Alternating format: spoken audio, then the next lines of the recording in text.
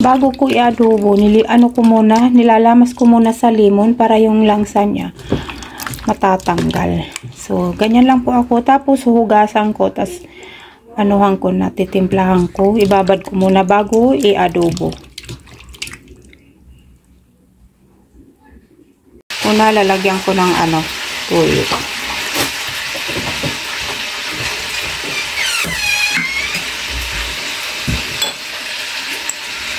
Bawang. Tapos lalagyan ko ng paminta.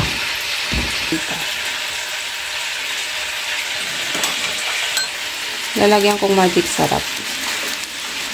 Kalahati lang ilalagay ko. So yan, ibababad ko lang ito muna. Para manuot yung lasa. Maya-maya ko na ilulutuin. Babad ko lang saglit. Masarap kasi ang manok pag nakababad.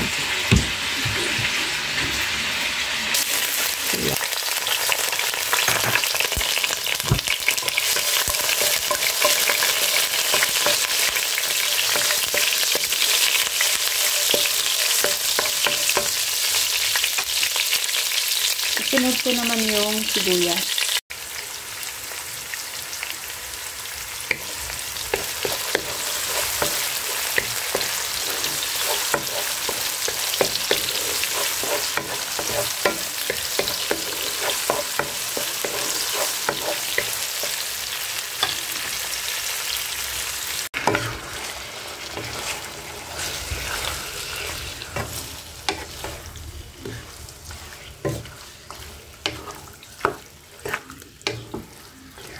Ginabad ko to kanina. Tapos, yan, ginisa ko na. Ginisa ko na yung manok. Tatakpan ko muna yung aking adobong manok.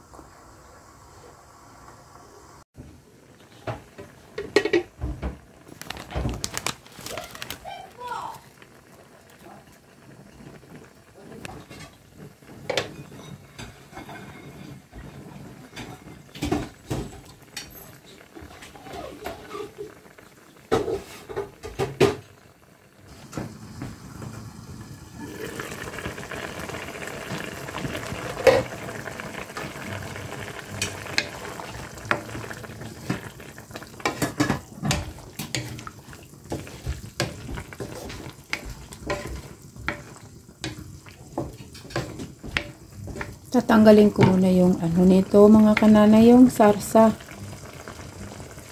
Yan, tatanggalin ko yung sarsa. Ilagay ko dito sa lalagyan muna. Ay mga kananay, na-transfer ko na yung sarsa. Dito ko muna ilagay. Tapos, ito yung manok. Gagawin ko dito. Anuhan ko muna. Maging brown-brown lang yung manok. Tapos, ibalik ko ulit dito yung sarsa. Sa pan. Kawali. Yan. Anuhan ko lang, konting brown-brown yung manok. Mas masarap kasi pag ganitong ginagawa ko. Yan. Hintay ko lang mag-brown-brown. Tapos, ibalik ko ulit tong aking pinukod na sarsa.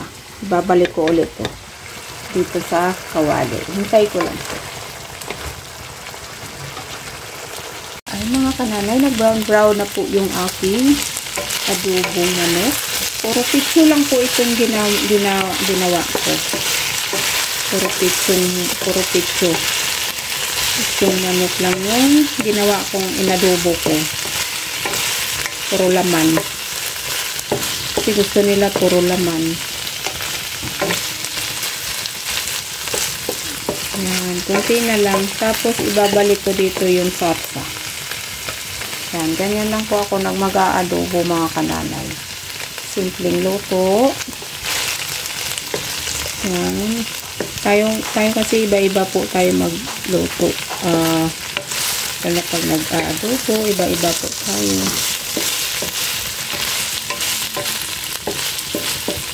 Minsan nilalagyan ko ng oyster sauce. Pero ayaw nila yung mayroong oyster sauce. Gusto nila yung ano lang, plain lang na adobo gusto nila. Ayaw nila may oyster sauce. Ilagay ko na po yung aking sarsa. Binalik ko na po dito. Yan. Ganyan lang po ako mag-adobo. Simpleng luto. Pero masarap. Laging taob. Laging ubos ang aking niluluto, mga kananay. Ayan. Pakuluin ko lang yan. Tapos papatayin ko na yung kalan. Ayan. Kukong ko na. Ayan. Hindi na to, mga kananay, yung aking adobo.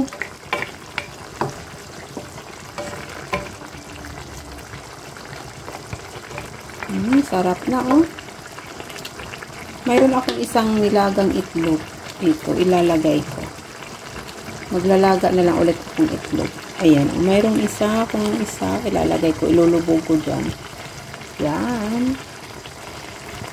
Isa na lang pala yung nilaga akong itlog. Mamaya maglalaga ulit ako. So, yan po. Mga kananay, luto na po yung aking adobong manok.